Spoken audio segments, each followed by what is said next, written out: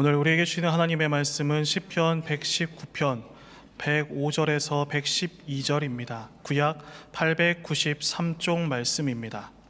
주의 말씀은 내 발의 등이요 내 길의 빛이니이다. 주의 의로운 규례들을 지키기로 맹세하고 굳게 정하였나이다. 나의 고난이 매우 심하오니 여호와여 주의 말씀대로 나를 살아나게 하소서.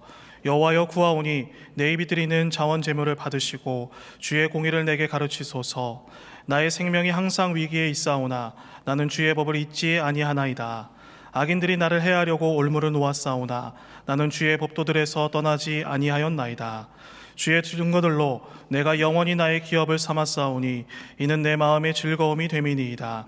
내가 주의 율례들을 영원히 행하려고 내 마음을 기울였나이다. 아멘. 오늘은 우리 한국교회가 지키는 성서주일입니다.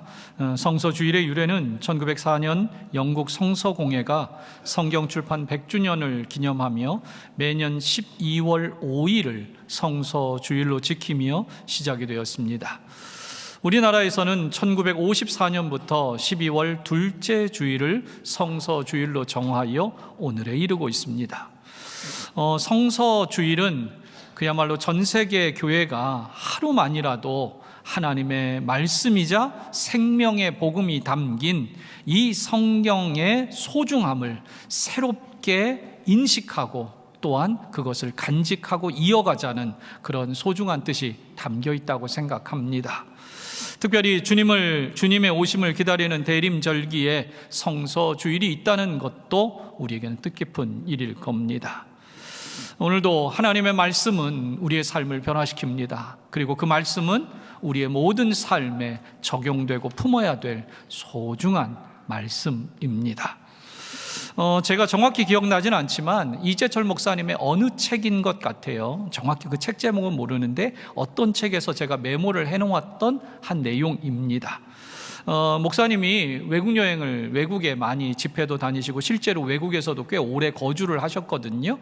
그런데 그 이재철 목사님이 한 번은 유럽을 방문했을 때 주일이 맞아서 한 교회에서 예배를 드리게 되었답니다. 그런데 그 예배당에 많은 사람들이 없었나 봐요. 그곳에는 노인들 10명이 한 20명 안팎되는 분들이 모여 예배를 드리고 있었답니다. 그 얼마 되지 않는 신자들 중에서 게다가 한 어르신은 목사님이 설교하는 시간 내내 졸더랍니다. 그 중에 한 분이 한 20명 남짓 예배 드리는데 그 중에 한 분이 졸더래요. 그런데 그 모습이 유럽 교회의 상태를 단적으로 보여주는 것 같아 착잡한 마음이 들었답니다. 그런데 반전이 있었습니다. 예배가 다 마치고 그 교회는 소그룹으로 이렇게 그룹 모임을 몇 명씩 하나 봐요. 그런데 그 한 모임에 그렇게 자기도 소속 들어가게 됐는데 그 모임을 인도하는 한 연배 지긋한 성도님이 인도자가 했던 말이 너무도 감동적이어서 잊을 수가 없었답니다. 그 인도자분이 이렇게 말을 하더랍니다. 우리 모두는 어둠이라는 공간에서 살고 있기에 우리 스스로는 그 어둠을 극복할 수 없습니다. 우리들이 그 어둠을 극복할 수 있는 유일한 방법은 빛 되신 예수 그리스도의 말씀 앞에 잠시라도 머무는 것입니다. 우리들은 때때로 우리들의 삶을 멈추어 명료한 빛이 되시는 그분의 말씀 앞에 서야 합니다. 그렇습니다. 하나님의 말씀은 우리에게 흐릿한 빛이 아닙니다. 명료한 빛입니다. 이 어두운 세상을 살면서 시시때때로 우리는 그 말씀의 빛 앞에 서야 나를 돌아볼 수 있고 내가 가야 할 길을 잃지 않을 수 있으며 이 천국의 순례길을 믿음의 빛의 갑옷을 입고 말씀의 갑옷을 입고 갈 수 있는 용기와 담대함도 거기서 얻을 수 있기 때문에 그렇습니다. 저는 오늘 말씀을 통해 우리 성도님들이 고백이 좀 단단해지기를 바랍니다. 여러분들이 내 인생에 있어서 가장 소중한 책은 성경 말씀입니다 라는 그 고백, 물론 다 하시겠죠. 동의하시겠죠. 그러나 그 고백을 오늘 이 아침 다시 새롭게 다시 뜨겁게 그렇게 고백할 수 있는 이 주일 아침이 되기를 바라며 오늘 말씀 속에 몇 가지 함께 생각을 나누고자 합니다. 첫 번째로 주의 말씀은 내 발의 등이요 내 길의 빛입니다. 오늘 105절 말씀을 우리 105절 말씀을 다시 한 번만 한 목소리로 읽겠습니다. 주의 말씀은 내 발의 등이요 내 길의 빛이니이다. 여러분, 우리가 살아가는 우리네 인생길을 사람들은 마치 어두운 밤길, 홀로 걸어가는 밤길과 같다고들 얘기합니다. 캄캄하여 아무것도 보이지 않습니다. 게다가 어디가 어디인지 분간할 수가 없습니다. 그럴 때 우리가 가야 할 목적지를 향해서 제대로 가기 위해서는 반드시 두 가지 불빛이 필요합니다. 하나는 우리가 도달해야 될 곳의 불빛입니다. 그리고 또 한 가지 불빛은 우리가 걸어가는 이 걸음을 한 걸음 한 걸음 잘 밝혀줄 수 있는 불빛입니다. 이 두 가지 빛이 필요합니다. 그 불빛이 있을 때에 우리는 인생의 걸음을 잃지 않을 수 있고 온전히 갈 수 있기 때문에 그렇습니다. 그런 점에서 저는 오늘 이 105절의 말씀을 조금 더 여기 나오는 등과 빛이라는 단어를 조금 더 구분해서 해석을 좀 붙여봅니다. 물론 주의 말씀이 등이고 빛이라는 그냥 단순한 그래 우리 삶의 빛이지 이렇게 이해해도 충분하지만 조금 더 저는 말씀을 조금 더 세분해서 보려고 합니다. 오늘 본문에 내 발의 등이라고 했습니다. 여기서 발이라는 히브리어는 레켈이라는 단어인데 이것은 사실은 신체의 발을 의미하는 것으로도 사용이 되지만 사실 정확한 번역은 걸음이라고 하는 게 맞습니다. 발걸음. 우리가 흔히 발걸음이라고 얘기할 때 그 발걸음이라고 번역하는 게 좀 더 정확한 번역입니다. 그리고 등이라는 단어는 히브리어로 니르인데 이 단어는 반짝이다에서 유래하여 촛불이나 등불을 의미합니다. 그렇다면 여기서 등이라는 거는요 촛불이나 등불을 의미할 뿐만 아니라 조금 더 구체적으로 말한다면 과거에 우리나라에서도 지체 있는 분들은요 족등이라는 것을 사용했다고 합니다. 이것은 실제로 박물관에도 전시가 되어 있는 그런 등이에요. 우리가 실제로 잘 모를 뿐이지 실제로 있었던 등입니다. 그래서 이 족등은요 우리가 흔히 아는 청사초롱처럼 아래로 빛이 가게 되어 있는 것이 아니라 조금 더 빛이 모아서 이렇게 앞으로 좀 더 비칠 수 있도록 구조를 만든 모양새를 만든 그러한 등을 족등이라고 합니다. 그리고 또 오늘 본문에 내 길의 빛이라고 했습니다. 여기서 길은 히브리어로 네티바라는 단어인데 이것은 더 정확하게 얘기하면 큰 길, 그리고 긴 길, 대로 그런 의미들을 갖고 있습니다. 클 뿐만 아니라 멀리까지 가는 먼 곳까지 갈 수 있는 긴 길도 의미합니다. 그리고 빛은 오르라는 단어인데 이것은 특별히 발광체라는 기본 뜻을 가지고 있고요. 그래서 이 의미가 다양하게 사용됩니다. 낮이라는 뜻도 있고 해라는 뜻으로도 사용되고 때로는 아침이라는 뜻으로도 사용되고 번개라고도 번역되기도 합니다. 뿐만 아니라 거기서 의미가 더 확장되어서 이 오르, 빛이라고 번역된 이 단어는 행복이라는 뜻도 이 단어 가운데는 있습니다. 즉 시인은 하나님의 말씀이 내 인생 길의 궁극적인 목적과 행복의 빛이 되신다는 겁니다. 그래서 내가 내 인생의 긴 길을 머나먼 길을 걸어가야 될 때 내가 그 빛을 보게 되는 그 빛, 바로 궁극적인 목표와 행복이 되는 빛이 되어주신다라는 겁니다. 동시에 그 부르심의 긴 길, 그 넓은 길을 향해 갈 때 나의 한 걸음 한 걸음을 위해서도 필요한 족등처럼 날마다 비춰주시는 빛이기도 합니다 라는 뜻입니다. 그렇습니다. 순례자인 우리는 저 멀리 보이는 목적지의 빛을 보고 방향을 잡고 걷되 매일 내딛는 한 걸음 한 걸음도 실족하지 않기 위해 말씀의 등불을 비추며 우리는 이 길을 가는 겁니다. 시인은 그렇게 우리네 인생길에 하나님의 말씀이 등불이 되어주고 빛이 되어준다고 고백하고 있는 겁니다. 그렇습니다.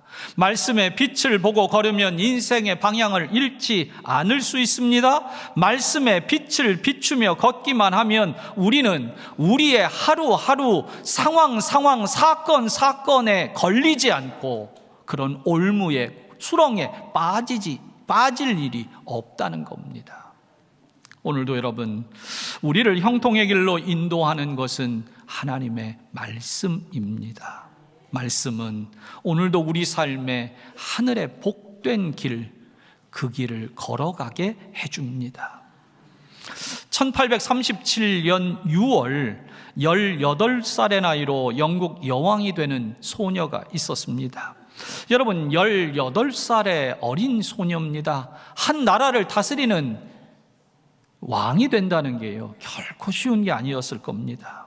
그런데 그 소녀가, 18의 소녀가 여왕이 되는 그때 가장 먼저 한 일이 무엇이었을까?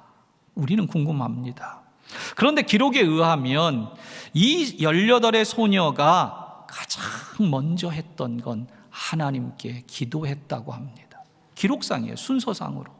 자기가 여왕이 될 건데 그 순서에 가장 먼저 드린 게 기도였다는 겁니다.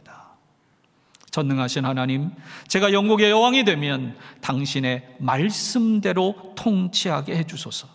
모든 주권이 하나님 아버지께 있사오니 저의 연약함을 자비와 긍휼로 채워주소서. 또 나라를 이끌어감에 있어서 선하게 처리할 수 있는 지혜를 주옵소서. 도와주소서. 이 소녀는 그 64년 동안이나 영국 여왕의 자리에 앉아서 나라를 다스렸습니다. 이 기간 동안 영국은 눈부시게 발전을 했습니다. 산업혁명을 통해 경제가 놀랍게 도약했고 의회 민주주의가 이루어졌으며 도덕과 예절을 강조하는 젠틀맨십이라는 사회 문화가 만들어지기까지 했습니다. 해가 지지 않는 나라라고 불리우는 대영 제국을 이루어 영국 역사상 최고의 번영기를 이때 누렸습니다. 바로 그 여왕이 누구냐? 빅토리아 여왕입니다. 그녀는 오직 하나님의 말씀, 그 말씀대로 나라를 다스리고자 기도했고 그 말씀대로 살고자 애썼습니다. 물론 역사적인 후대의 평가들은 다양하게 있을 수 있습니다. 하지만 그녀가 주님을 바라봤던 진심만큼은 여전히 우리에게 전해옵니다.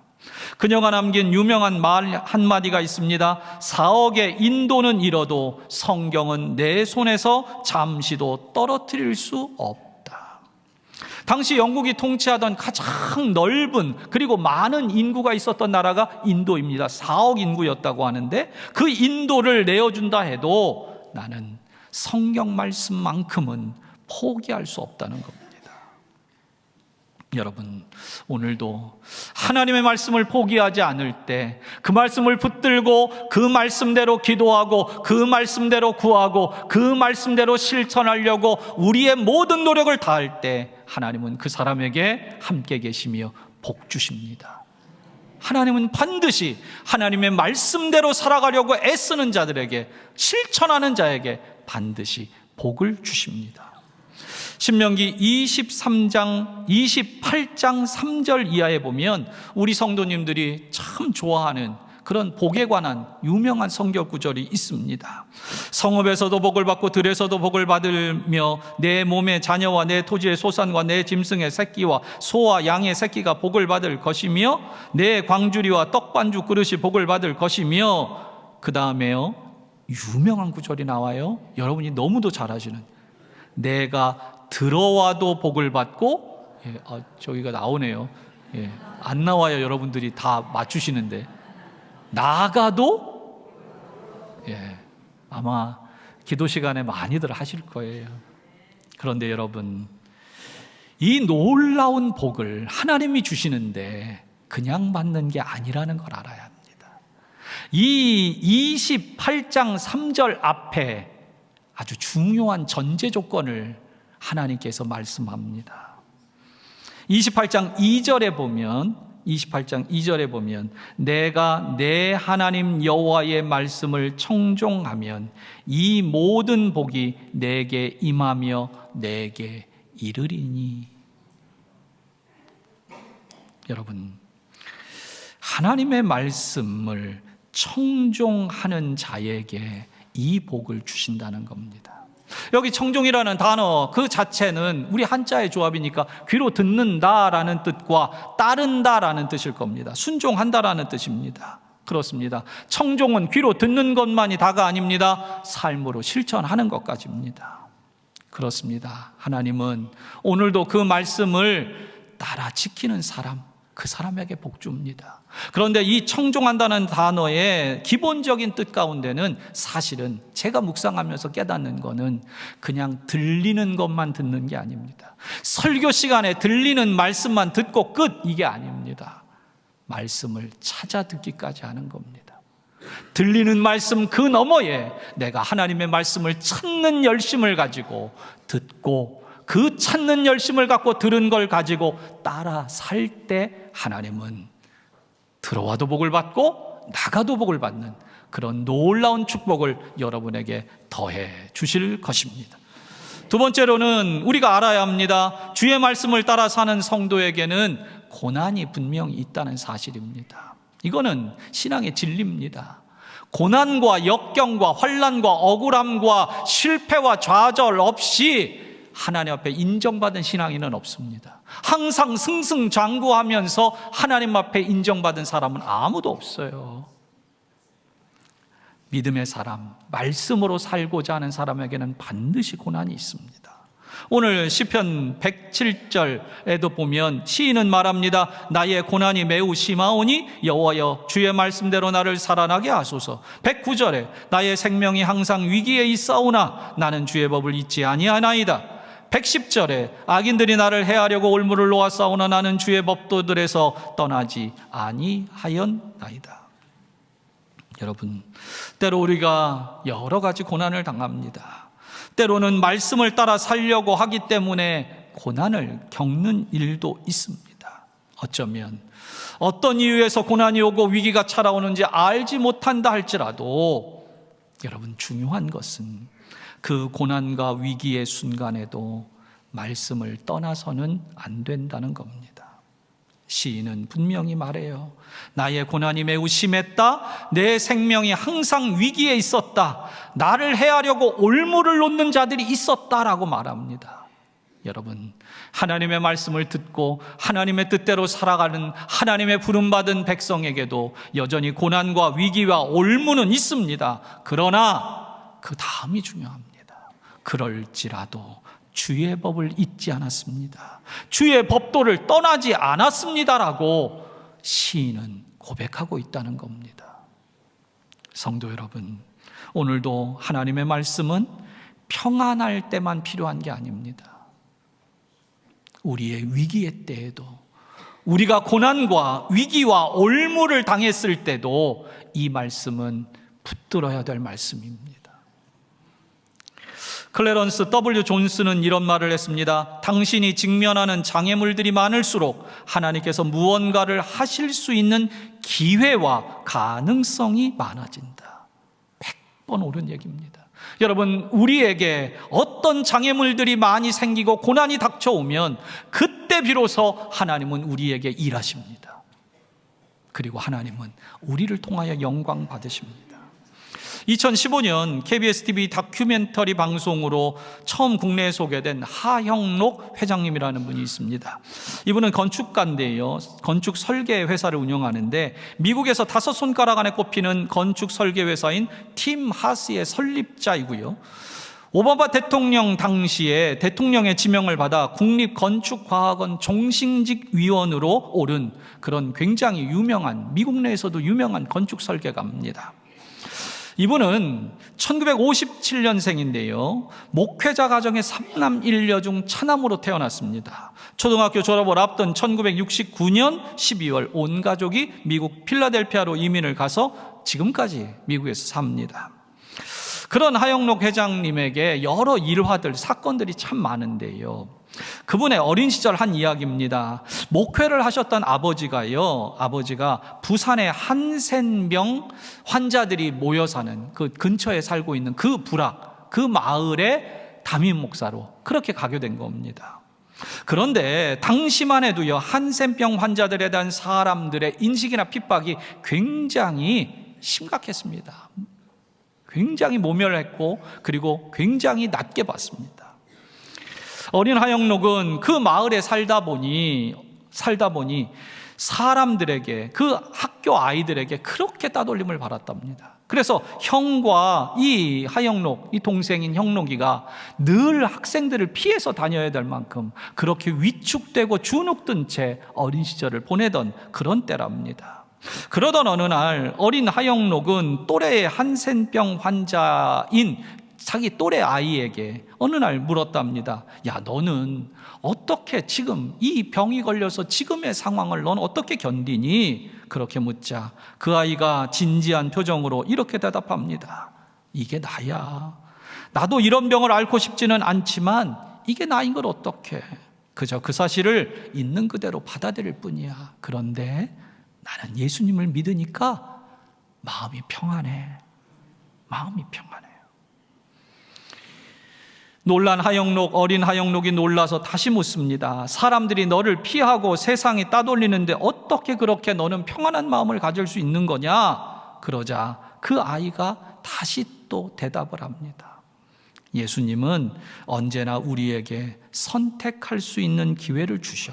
하지만 하나님은 특별히 나를 한센병 환자로 만드셔서 내가 주님께 쉽게 항복하도록 하셨어. 나 스스로 선택한 길은 아니지만 주님은 내가 그분께 항복하도록 다른 선택을 할 수 없게 만드셨어. 여러분, 신앙생활은 어떻게 보면요, 알 수 없는 불행과 고통을 통해 하나님을 발견하고 믿게 되는 것이라고 저는 그렇게 말씀드리고 싶습니다. 다 알 수가 없어요. 이 고난이, 이 불행이 어떻게 나에게만. 그런데 그 고난과 위기와 올무를 통해 우리는 하나님을 발견합니다. 그리고 말씀의 가치를 정말 체득해요. 바로 거기에 하나님의 은혜가 있어요. 그렇게 깨달은 이 시인은 오늘 읽은 본문의 112절 마지막 절에 이렇게까지 고백합니다. 내가 주의 율례를 영원히 행하려고 내 마음을 기울였나이다. 여러분, 무슨 얘기입니까? 한 번만 하겠다는 게 아니에요. 이 말씀을 영원히 행하기 위해서 나는 내 마음을 기울입니다. 여러분, 기울인다라는 거는 여러 가지 각도가 있을 것 같아요. 여러분, 제가 요 정도 기울이면 제가 안 쓰러지죠. 요 정도 기울이면 안 쓰러져요. 그런데 제가 이것보다 훨씬 더 많이 기울인다면 저는 어떻게 해요? 쓰러질 겁니다. 저는 기울인다라는 이 단어를 묵상하며 또 다른 표현을 이렇게 붙이고 싶어요. 여러분, 하나님의 말씀에 내 마음, 나를 기울인다는 것은 나의 무게중심을 허무는 거예요. 내 무게중심을 겨우 5도 10도 꺾는 게 아니에요. 완전히 이 말씀을 행하기 위하여서 완전히 나의 무게중심을 허물고 그 말씀으로 기울이는 거예요. 사랑하는 성도 여러분, 오늘도 이 말씀을 행하기 위해 마음을 기울이십시오. 몸을 기울이십시오. 인생을 기울여 이 하나님의 거룩한 말씀은 그 말씀대로 살아내십시오. 말씀을 맺겠습니다. 남경필 대표라는 분이 계십니다. 정치인이고요. 여러분 뭐 잘 아시지만 간략히 소개하면 5선 국회의원을 했고요. 그리고 경기도지사를 역임한 분입니다. 이분은 현재는 분당에 있는 만락교회 집사님이시고요. 2018년 아들이 마약 중독으로 복역하게 되면서 정계 은퇴를 선언하고 현재는 마약 예방 치유 단체인 은구라는 단체를 만들어서 활동 중입니다. 여기 은구라는 단어는요, 이건 영어의 앞글자를 모았는데요, Never Give Up이래요. 그래서 NGU, 그래서 그냥 읽는 대로, 영어 단어를 읽는 대로 은구라고 읽고요. 그리고 이분이 이 이름을 지으며 속뜻 하나를 더 추가했는데, 은구는 네버기법이라는 영어 표현만 있는 게 아니라 은혜를 구하는 모임이라는 뜻도 있어요. 마약 중독자들 치유하려면 오직 하나님의 은혜를 구해야만 된다는 거예요. 그런 의미를 담고 있습니다. 이건 정확한 거예요. 그런데 이분이 경기도지사로 재직하던 당시입니다. 이분이 그 당시에 경향신문에 글을 하나 연재했는데, 연재했던 글 중에 남경필의 내 인생의 책이라는 제목으로 기고를 하나 했습니다. 그 신문 기사가 2015년 12월 4일자 신문, 경향신문 기사 내용의 일부를 제가 여러분들에게 좀 읽어드립니다. 이분이 성경 얘기를 하는 거예요. 그 기사 내용에서, 그 기고 내용에서 성경 얘기를 해요. 도지사에 취임한 후 나는 선언했다. 공식 일과가 시작되는 9시 이전에는 회의를 하지 않겠다고 말이다. 이른 아침 나만의 시간을 갖지 않은 채 일정에 맞춰 살다 보면 정신을 차릴 수가 없다. 그러나 성경 한 구절을 묵상하는 것으로 시작한 하루는 어제와는 전혀 다른 새로운 날이 된다. 성경 중에서도 특히 시편과 자면은 내게 인생을 가르쳐준 스승이다. 물맷돌 5켤로 적의 장수와 맞붙은 소년 다윗의 인생은 대하 드라마를 방불케 한다. 힘든 일이 생길 때마다 나는 다윗의 마음이 되어 시편에서 위안을 얻는다. 도지사가 된 후에는 솔로몬의 지혜서인 잠언을 자주 읽게 되었다. 왕에게 쫓기며 기나긴 광야 생활을 하다가 왕이 되었던 다윗, 떨리는 무릎을 딛고 일어난 모세나 여호수아 같은 리더들의 이야기, 절망에서 인생을 개척해내는 야곱과 요셉, 지혜의 왕 솔로몬 등 성경 속 수많은 인물들은 오늘을 사는 내게 나침반과도 같다. 이것으로 끝나는 게 아니에요. 제가 이 기사를 스크랩하고 밑줄 그었던 부분은 바로 다음에 읽어드릴 부분입니다. 귀담아 들어보십시오. 성경은 내게 알면서 머무르지 않고 삶을 살아 나가라고 말한다. 인생이라는 기나긴 순례길에 성경이라는 지도를 하나 품고 있다는 것이 얼마나 든든한지 모른다. 여러분, 우리가 예수 그리스도를 믿는 이유, 우리가 말씀을 읽고 대하는 이유, 그것은 알기 위해서 맞습니다. 그러나 사실은 살기 위해서입니다. 믿음은 아는 것으로 승리가 아니라 살아낼 때 승리입니다. 이 세상은 하나님에 대해서 알고 그리스도에 대해서 아는 사람 때문에 변화되는 것이 아니라 하나님은 살아내는 그 사람을 통해 이 세상의 역사를 바꾸십니다. 성도 여러분, 오늘 말씀 앞에 우리가 서 있습니다. 오늘도 말씀은 우리에게 알미 아니라 삶을 요구합니다. 그것도 지독하고 강렬하게 하나님은 우리에게 삶을 요구하십니다. 어두운 세상, 그 세상을 살아갈 수 있는 방법은 오직 다시 말씀으로 돌아가는 겁니다.